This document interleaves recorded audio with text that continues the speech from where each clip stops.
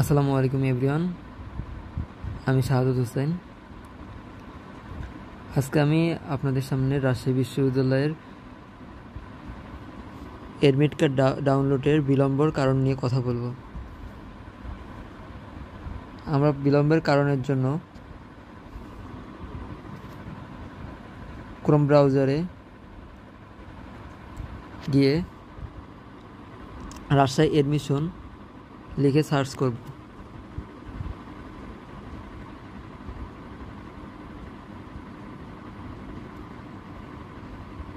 তারপর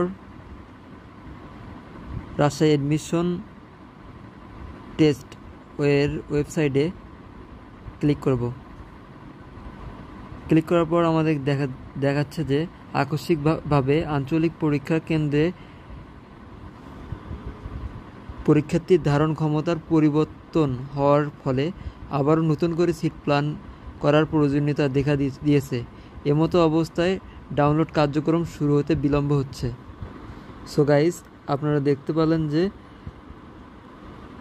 পরীক্ষা কেন্দ্রে পরীক্ষার্থীর ধারণ ক্ষমতার পরিবর্তন হওয়ার ফলে সিট প্ল্যানের প্রয়োজনীয়তা দেখা দিয়েছে।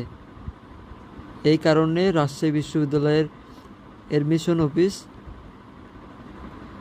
থেকে প্রবেশপত্র ডাউনলোড কার্যক্রমে এর বিলম্বতা দেখা দিয়েছে। ইনশাল্লাহ আমরা এগুলো সমস্যার সমাধান হইলে আমরা এডমিট কার্ড ডাউনলোড করতে পারবো।